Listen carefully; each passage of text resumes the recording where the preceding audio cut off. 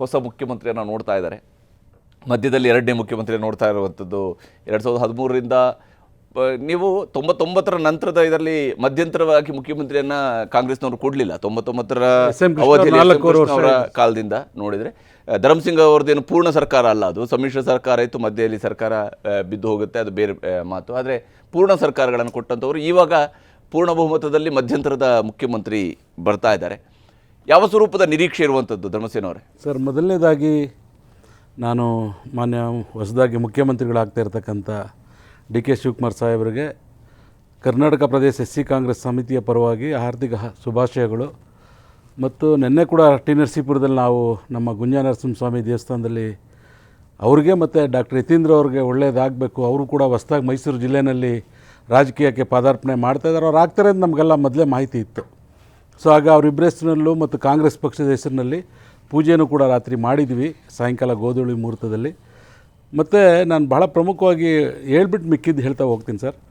ನಮಗೆ ಮೈಸೂರಿಗೆ ಒಂದು ಅದೃಷ್ಟ ಅಂತ ಹೇಳ್ತೀನಿ. ಮೈಸೂರು ಮಗ ಮುಖ್ಯಮಂತ್ರಿ ಸ್ಥಾನದಿಂದ ಇಳಿದು ಮೈಸೂರು ಅಳಿಯ ಇವತ್ತು, ಮತ್ತು ಮೈಸೂರಿಗೆ ಇದೊಂಥರ ಡಬಲ್ ಧಮಾಕ ಅಂತಲೇ ಹೇಳ್ಬೋದು.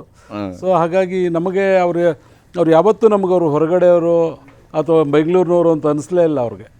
ಸೊ ಹಾಗಾಗಿ ಅವ್ರ ಕಾರ್ಯಕ್ರಮಗಳಾಗಲಿ ಎಲ್ಲ ಪ್ರತಿಯೊಂದು ಮೈಸೂರಲ್ಲೇ ನಡೀತಾ ಇತ್ತು. SM ಕೃಷ್ಣ ಸಾಹೇಬ್ರಿಗಾಗಲಿ ಯಾರಿಗಾಗಲಿ ತುಂಬ ಮೈಸೂರು ಅಂದರೆ ಅವಿನಾಭಾವ ಸಂಬಂಧ, ನಾವೆಲ್ಲ ಹತ್ತಿರದಲ್ಲಿ ನೋಡ್ತಾ ಇದ್ವಿ. ಭಾಳ ಖುಷಿಯಾಗಿ ಬರೋರು ಮೈಸೂರಿಗೆ ಬಂದರೆ. ಸೊ ಹಾಗಾಗಿ ಇದು ಮೈಸೂರಿಗೂ ಕೂಡ ಒಂದು ಒಳ್ಳೆಯ ಶುಭ ಮತ್ತು ಒಂದು ಖುಷಿ ಪಡ್ತಕ್ಕಂಥ ವಿಚಾರ. ಸೊ ಇದನ್ನು ಹೊರತುಪಡಿಸಿ ತಾವು ಹೇಳಬೇಕಂದ್ರೆ ಸರ್, ಈಗ ತಾವು ಹೇಳ್ತಾ ಇದ್ದೀರಿ ಸಿದ್ದರಾಮಯ್ಯ ಸಾಹೇಬ್ರು 5 ವರ್ಷ ಫುಲ್ ಮಾಡಿದರು, SM ಕೃಷ್ಣ ಸಾಹೇಬ್ರದ್ದು 5 ವರ್ಷ ಅಂತಲೇ ಹೇಳಿ ತಗೋಬೇಕು. ಯಾಕೆಂದರೆ ಅವತ್ತು ನಾವೆಲ್ಲ ಜಿಲ್ಲಾಧ್ಯಕ್ಷರುಗಳಾಗೆಲ್ಲ ಕೆಲಸ ಮಾಡ್ತಾಯಿದ್ವಿ. ಜನಾರ್ದನ್ ಪೂಜಾರಿ ಸಾಹೇಬರು ಸ್ವಲ್ಪ ಹಠ ಮಾಡಿಬಿಟ್ರು. ಅವ್ರು ಯಾಕೆ ಹಠ ಮಾಡಿದ್ರು ಅಂತಲೂ ಗೊತ್ತಿಲ್ಲ.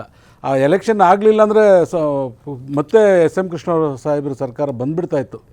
ಆದರೆ ಅವರಿಗೆ ಪಾಪ ಏನಾಗ್ತಂತ ಹೇಳಿದ್ರೆ, ಈ ವೀರಪ್ಪನವ್ರದ್ದೊಂದು, ಆಮೇಲೆ SM ಕೃಷ್ಣವ್ರು ಇರೋ ತನಕ ಮಳೆ ಉಯ್ಯೋದಿಲ್ಲ ಅಂತೇಳಿ ಹಳ್ಳಿನಲ್ಲೂ ಪ್ರಚಾರ ಮಾಡಿಬಿಟ್ರು. ಸೊ ನಾವು ಹಳ್ಳಿಗಳು ತುಂಬ ಹೋಗ್ತಾ ಇದ್ವಿ. ಬರಗಾಲನೆಲ್ಲ ಅವ್ರ ಪಾಪ ಅವ್ರ ತಲೆ ಕಟ್ಬಿಟ್ರು. 2023ರಲ್ಲಿ ಸಿದ್ದರಾಮಯ್ಯವ್ರ ತಲೆಗೂ ಕೂಡ ITBT ಎಲ್ಲ ಅವರು ಎನ್ಕರೇಜ್ ಮಾಡಿದ್ರು ಕೂಡ ಅದ್ಯಾವುದೂ ಪಾಪ ಅವ್ರಿಗೆ ಎನ್ಕ್ಯಾಶ್ ಆಗಲಿಲ್ಲ. ಎಲ್ಲ ಇವ್ರದ್ದು ಎಲ್ಲ ಕೆಟ್ಟದ್ದನ್ನೆಲ್ಲ ಅವ್ರ ತಲೆ ಕಟ್ಟಿ ಇವ್ರು ಇರೋ ತನಕ ರಾಜ್ಯ ಸರಿಯಾಗೋದಿಲ್ಲ ಅನ್ನೋದನ್ನೇ ಬಿಂಬಿಸ್ಬಿಟ್ರು. ಆದರೆ ನೋಡಿ, ಅವತ್ತು ಒಂದು ಘಟನೆ ನಡೆಯುತ್ತೆ. ದೇವೇಗೌಡರು ಸಾಹೇಬರು ಇವ್ರನ್ನ ಧರ್ಮಸಿಂಗ್ ಅವ್ರನ್ನ ಪಿಕ್ ಮಾಡಿಬಿಟ್ಟಿದ್ರು. ರಿಸಲ್ಟಿಗೆ ಮುಂಚೆನೇ ಪಿಕ್ ಮಾಡಿಬಿಟ್ಟಿದ್ರು. ನಾನು ST ಸೋಮಶೇಖರ್ ಅವರು ಹಿಂದೆ ಕೂತಿದ್ವಿ, ಮುಂದೆ DK ಶಿವಕುಮಾರ್ ಅವರು ಡ್ರೈವರ್ ಇದ್ದರು. SM ಕೃಷ್ಣ ಸಾಹೇಬ್ರ ಮನೆಗೆ ಅನುಗ್ರಹಕ್ಕೆ ಹೋದ್ವಿ. ಹೋದಂಥ ಸಂದರ್ಭದಲ್ಲಿ ನೀವು ಇಲ್ಲೇ ಇರ್ರಿ, ನಾನು ಹೋಗಿ ಬರ್ತೀನಿ, ಲೇಟಾಗಿ ಬಂದಿದ್ದಾರೆ ಡೆಲ್ಲಿಯಿಂದ ಅಂಥೇಳಿ. ಆಮೇಲೆ ಅವ್ರು ಹೋಗ್ತಿದ್ದಾಗೇ ಹೇಳಿದ್ದಾರೆ, ಮೇಡಮ್ ಅವರು ಸೋನಿಯಾ ಗಾಂಧಿಯವರೇ ನಮ್ಮ ರಾಷ್ಟ್ರಾಧ್ಯಕ್ಷರಾಗಿ ತಮಗೆಲ್ಲ ಗೊತ್ತು, ಇಲ್ಲ ದೇವೇಗೌಡರು ಒಪ್ಪಿಲ್ಲ, ನೀವು ಹೋಗಿ ರಿಸೈನ್ ಮಾಡಿ ಅಂತೇಳಿ ಎರಡೇ ಮಾತು. ಈಗ ಮೊನ್ನೆ ಹೆಂಗೆ ಸಿದ್ದರಾಮಯ್ಯ ಸಾಹೇಬ್ರದ್ದೆಲ್ಲ ನಡೀತು, ಅಲ್ಲೂ ಅಷ್ಟೇ. ಬರ್ತಿದ್ದಂಗೆ ಏನಪ್ಪ ಹಿಂಗಾಯಿತು ಅಂಥೇಳಿ ಕೆಳಗಡೆ ಬಂದು, ಇಲ್ಲ ನಾಳೆ ಬೆಳಿಗ್ಗೆ ರಿಸೈನ್ ಮಾಡ್ತಾರೆ ಅಂತ ಹೇಳಿದ್ವಿ. ಆಗ ಮನೆಯಿಂದ ಎಲ್ಲ ಹೊರಟ್ಬಿಟ್ಟು ನಾವು ನಮ್ಮ ಮನೆಗಳಿಗೆ ಹೋದ್ವಿ. ಇದು ಅಂದಿನ ಘಟನೆ. ನಾನು ತುಂಬ ವಿಚಾರದಲ್ಲಿ DK ಶಿವಕುಮಾರ್ ಸಾಹೇಬರಾಗಲಿ, ಸಿದ್ದರಾಮಯ್ಯ ಸಾಹೇಬರಾಗಲಿ, SM ಕೃಷ್ಣ ಸಾಹೇಬ್ರ ಕಾಲದಲ್ಲಾಗಲಿ ತುಂಬ ಘಟನೆಗಳಿಗೆ ನಾನು ಸಾಕ್ಷಿಯಾಗಿದ್ದೀನಿ ಸರ್ ಈ ರಾಜ್ಯದಲ್ಲಿ. ಸೊ ಇವತ್ತು ಅವ್ರು ಏನು ಆಗ್ತಾಯಿದ್ದಾರೆ, ನನಗೆ ಶ್ರೀನಿವಾಸ್ ಪ್ರಸಾದ್ ಅವರ ನಂತರದಲ್ಲಿ ಅವ್ರು ಕಾಂಗ್ರೆಸ್ ಬಿಟ್ಟು ಹೋದಾಗ ನಾನು ಅವ್ರ ಜೊತೆಲಿ ಹೋಗಲಿಲ್ಲ. ನಾನು ಲೋಕಶಕ್ತಿಗೆ ನಾವು ಬರೋದಿಲ್ಲ ಅನ್ನೋದು ತೀರ್ಮಾನ ಮಾಡ್ಕೊಂಡಿದ್ದೆ ನಾನು ಮುಂಚೆನೇ. ಸ್ವಲ್ಪ ನಮ್ಮ ತಂದೆಯವರ ಎಕ್ಸ್ಪೀರಿಯೆನ್ಸ್ಗಳನ್ನೇ ನಾನು ಜಾಸ್ತಿ ರಾಜಕೀಯದಲ್ಲಿ ಅಳವಡಿಸ್ಕೊಳ್ತಾ ಬಂದೆ. ನಮ್ಮ ತಂದೆಯವರು ನೆಹರೂರಿಂದನೂ ಇಂದಿರಾ ಗಾಂಧಿಯವ್ರ ತನಕ ಎಲ್ಲರ ಹತ್ರನೂ ಭಾಳ ಕ್ಲೋಸ್ ಆಗಿದ್ದರು. ಆದರೆ ಅನ್ಫಾರ್ಚುನೇಟ್ಲಿ ಕಾಂಗ್ರೆಸ್ ಫಾರ್ ಡೆಮೋಕ್ರಸಿ ಮಾಡಿದಾಗ ನಮ್ಮ ತಂದೆಯವ್ರು ನಾಲೆಡ್ಜ್ ಇಲ್ದೇ ಜಗಜೀವನ್ ರಾಮ್ ಅವರು ಕಾಂಗ್ರೆಸ್ ಫಾರ್ ಡೆಮೋಕ್ರಸಿ ಪ್ರೆಸಿಡೆಂಟ್ ಮಾಡಿಬಿಟ್ರಿಲ್ಲಿ. ಆದರೂ ಕೂಡ 80ನೇ ಇಸ್ವಿನಲ್ಲಿ ಇಂದಿರಾ ಗಾಂಧಿಯವರು ಚಾಮರಾಜನಗರ N ರಾಜಣ್ಣವ್ರಿಗೆ ಕೊಡಿ ಅಂತ ಹೇಳ್ತಾರೆ. ಅದಾಗಲ್ಲ. ಅಲ್ಲಿ ಶ್ರೀನಿವಾಸ್ ಪ್ರಸಾದ್ ಅವರು ಅವತ್ತಿನ ಕಾಲಕ್ಕೆ ಬರ್ತಾರೆ. ಆಮೇಲೆ ರಾಜಶೇಖರ ಮೂರ್ತಿಯವರು ಪರ್ವ ಸ್ಟಾರ್ಟ್ ಆಗಿತ್ತು ಅಷ್ಟೊತ್ತಿಗಾಗಲೇ. ಇವರು ಕೂಡ ಯಾರು ವೀರೇಂದ್ರ ಪಾಟೀಲರು ಕೂಡ ಕಾಂಗ್ರೆಸ್ಸಿಗೆ ಬಂದುಬಿಟ್ಟಿದ್ರು. ಸೊ ಅವ್ರದ್ದು ಅತಿ ಹೆಚ್ಚು ನಡೀತಾ ಇತ್ತು. ಸೊ ಈ ಎಲ್ಲ ಕಾರಣಗಳಿಂದ ಇವೆಲ್ಲನೂ ಕೂಡ ಹತ್ತಿರದಲ್ಲಿ ನೋಡಿದ್ವಿ. ನಾನು ಶ್ರೀನಿವಾಸ್ ಪ್ರಸಾದ್ ಅವ್ರು ಬಿಟ್ಟಂಥ ಸಂದರ್ಭದಲ್ಲಿ ನಾನು ಬಂದು ಹೇಳಿದೆ.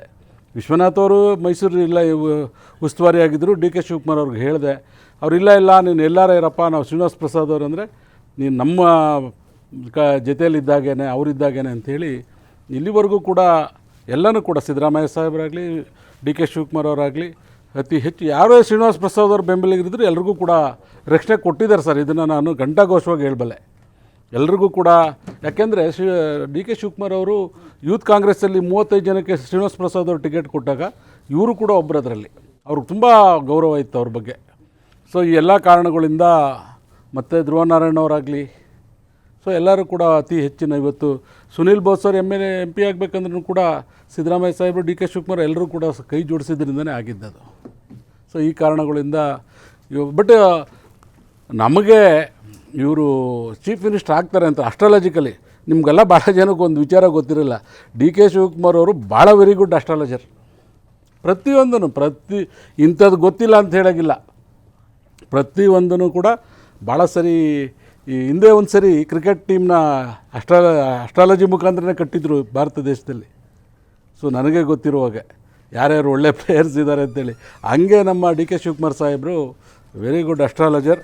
ಸೊ ಈ ಎಲ್ಲ ಕಾರಣಗಳಿಂದ ಇವತ್ತು ಅವರು ಎಲ್ಲವನ್ನು ಮೀರಿ ಇವತ್ತು ಈ ಸ್ಥಾನಕ್ಕೆ ತುಂಬ್ತಾರೆ ಗೊತ್ತಿತ್ತು, ಬಟ್ ಯಾವತ್ತೊಂದು ಗೊತ್ತಿರಲಿಲ್ಲ. ಸೊ ಯಾವತ್ತೋ ಒಂದು ದಿವಸ ಆಗ್ತಾರೆ ಅನ್ನೋದು ನಮ್ಗಳು ಗೊತ್ತಿದ್ದಂಥದ್ದು. ಇವತ್ತು ಆಗಿದ್ದಾರೆ, ಒಳ್ಳೆಯದಾಗಿ. ಈಗಾಗಲೇ ಶಿವಕುಮಾರ್ ಅವರ ಕುಟುಂಬದ ಸದಸ್ಯರುಗಳು ಕೂಡ ಬರ್ತಾ ಇದ್ದಾರೆ, ಲೋಕಭವನದ ಕಡೆಗೆ ಬರ್ತಾ ಇರುವಂಥದ್ದು. ಅವರ ಮಗಳು ಹಾಗೆಯೇ ಮಕ್ಕಳು ಎಲ್ಲರೂ ಕೂಡ ಬರ್ತಾ ಇದ್ದಾರೆ. ಅಪ್ಪ ರಾಜ್ಯದ ಮುಖ್ಯಮಂತ್ರಿ ಆಗ್ತಾ ಇರುವಂತಹ ಕ್ಷಣವನ್ನು ನೋಡೋದಕ್ಕಾಗಿ, ಆ ಪ್ರಮಾಣ ವಚನ ಸ್ವೀಕಾರ ಸಮಾರಂಭದಲ್ಲಿ ಭಾಗಿಯಾಗೋದಕ್ಕಾಗಿ ಆಗಮಿಸ್ತಾ ಇದ್ದಾರೆ. ಅವ್ರ ಜೊತೆಗೆ ಇವತ್ತು 13 ಮಂದಿ ಮಂತ್ರಿಗಳು ಕೂಡ ಪ್ರಮಾಣ ವಚನವನ್ನು ಸ್ವೀಕರಿಸ್ತಾರೆ. ಕಾರ್ಯಕ್ರಮದ ವೇದಿಕೆಯಲ್ಲಿ ಈಗಾಗಲೇ ಕರ್ನಾಟಕದ ಮುಖ್ಯ ಕಾರ್ಯದರ್ಶಿಯವರು ಕೂಡ ಬಂದಿದ್ದಾರೆ. ಮುಖ್ಯ ಕಾರ್ಯದರ್ಶಿಯವರು ನಡೆಸಿಕೊಡುವಂತಹ ಕಾರ್ಯಕ್ರಮ ಇದು.